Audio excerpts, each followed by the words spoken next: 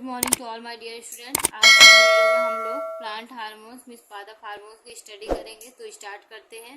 पादपों की वृद्धि एवं विकास के लिए जिस जटिल रासायनिक पदार्थ की आवश्यकता होती है उसे पादप हार्मोन्स कहते हैं। अगर देखिए प्लांट्स के अगर विकास और वृद्धि की बात करें उसके लिए जिस हार्मोन्स की क्या होती है रिक्वायरमेंट होती है उसे क्या कहते हैं, प्लांट हार्मोन कहते हैं।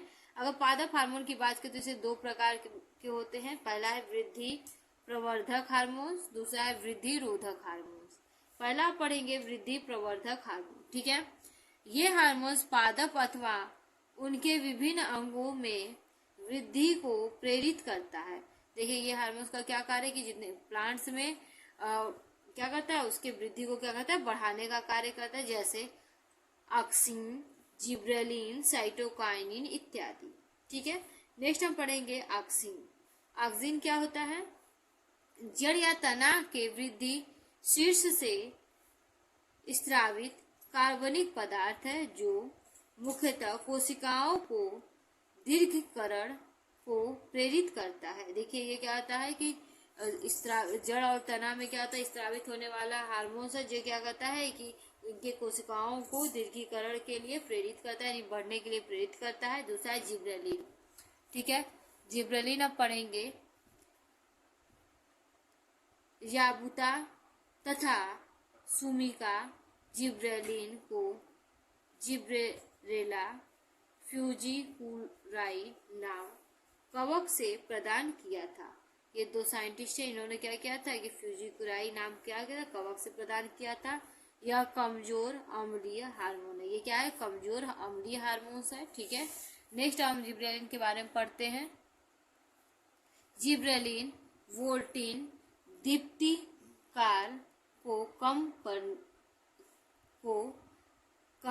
करने, अनिषेक फलन, बीज के अंकुरण इत्यादि में प्रयोग किया जाता है। देखिए कि दीप्तिकारिता को कम करने के लिए, ठीक है, इसके साथ ही अनिषेक फलन, बिना इसे फल बनने की प्रक्रिया को अनिषेक फलन कहते हैं, उसको बढ़ाने के लिए और बीज के अंकुरण के लिए क्या होता है, ये सहायक होता है। ठीक है,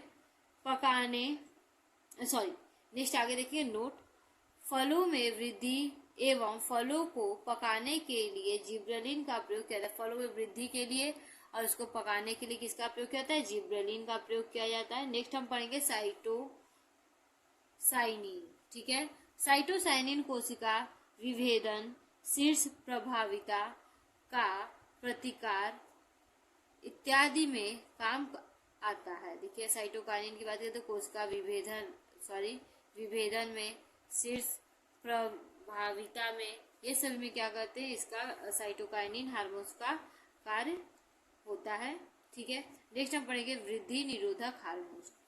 यह हार्मोन पादप अथवा उनके अंगों में वृद्धि को रोकता है, जैसे एब्सिसिक अम्ल, इथाइलिन। ये दो ऐसे हार्मोन जो क्या होते हैं कि प्लांट्स के ग्रो को या वृद्धि को क्या करते हैं, रोकने का कार्य करते हैं। तो अब पढ़ेंगे एब्सिसिक अम्ल। कांस एडिकोट ने एब्सिसिक अम्ल कपास की पादपों की कलियों से अलग किया था। देखिए ये साइंटिस्ट हैं एडिकोट, इन्होंने क्या किया था कि एब्सिसिक अम्ल को कपास की जो कली है उससे क्या थे अलग किया था। यह मात्र कोशिका विभाजन को ही नहीं रोकता बल्कि पादप के संपूर्ण उपापचयी क्रियाओं को भी धीमा कर देता है। ये केवल वृद्धि को ही नहीं रोकता, इसके साथ ही प्लांट्स में जितने भी मेटाबॉलिक प्रोसेस होता है सबको क्या करता है, वो धीमा कर देता है। एब्सिसिक अम्ल प्रसूति रंध्र को बंद रखने इत्यादि में प्रयुक्त होता है। देखिए प्रसुप्त अवस्था आप लोग पढ़े होंगे, जिसमें क्या होता है कि बहुत धीमा कोई भी कार्य मेटाबॉलिक प्रोसेस होने लगता है, इसके साथ ही रंध्र को क्या होता है, बंद करने का कार्य करता है। ठीक है, नेक्स्ट पढ़ेंगे इथाइलिन। पादप जगत के गैसीय हार्मोन्स कहलाता है। इथाइलिन को पादप जगत का गैसीय हार्मोन्स कहते हैं। ठीक है, यह फलों को पकने में सहायक होता है। ये क्या होता है, फल जितने होते हैं उनको पकाने के लिए क्या होता है, सहायक होता है, इसलिए इसे फल पकाने वाला हार्मोन्स भी कहते हैं। इसलिए क्या, इथाइलिन को फल पकाने वाला हार्मोन्स भी कहा जाता है। नेक्स्ट अब हम पढ़ेंगे पादपों में समन्वयन। ठीक है, देखिए अब इसमें स्टार्ट करते हैं। शरीर की क्रियाओं के नियंत्रण एवं समन्वयन के लिए जंतुओं का विकसित तंत्रिका तंत्र होता है। अब देखिए, शरीर में समन्वय और नियंत्रण के लिए क्या होता है कि विकसित तंत्रिका तंत्र होता है। यही पादप तंत्रिका तंत्र व पेशीय दोनों ये अनुपस्थित है। यही वो पादप की अगर बात करें तो उसमें क्या होते हैं, तंत्रिका तंत्र और पेशीय ऊतक दोनों ही क्या करते हैं, अब्सेंट होते हैं। ठीक है, नेक्स्ट आगे, वृद्धि के कारण गति। अब देखिए, वृद्धि के कारण ये गति किस तरह से होता है।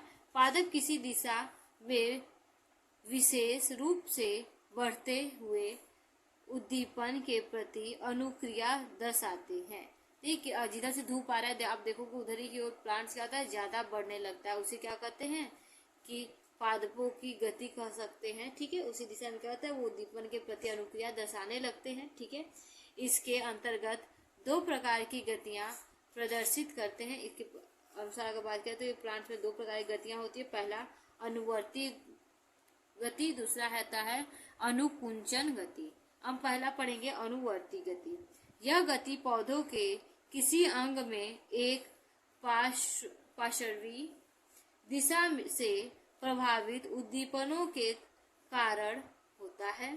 ठीक है, कोई भी दिशा से कोई उद्दीपन आ रहा है उसके कारण ये गति होता है, जैसे कि प्रकाशानुवर्तन, ठीक है, रसायनानुवर्तन, ठीक है, गुरुत्वानुवर्तन, ठीक है, जनानुवर्तन। ठीक है, जल जिधर से आ रहा है उसे जलानुवर्तन कहते हैं। गुरुत्व की तरह अगर उधर कुछ ऐसा गुरुत्वाकर्षण से रिलेटेड है तो उधर अगर गति करता है गुरुत्वानुवर्तन कहेंगे। रसायन अगर कोई रखा हुआ है और रसायन की तरफ गति कर रहा है रसायनुवर्तन कहेंगे। और अगर प्रकाश है उधर से आ रहा है तो प्रकाश की ओर गति कर रहा है तो उसे क्या कहते हैं, प्रकाशानुवर्तन कहते हैं। ओके, नेक्स्ट और लास्ट पॉइंट हम लोग पढ़ेंगे अनुकुंचन गति।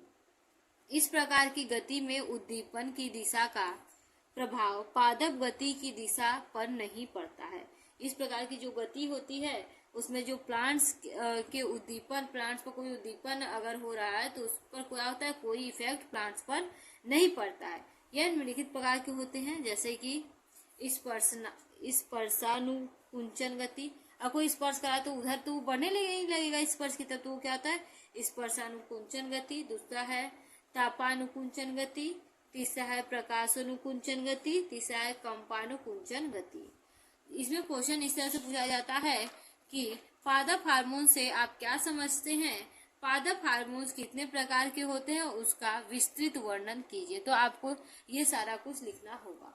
Okay, thank you. आशा करती हूँ कि आप सभी को ये चैप्टर अच्छे से समझ में आया होगा। ओके।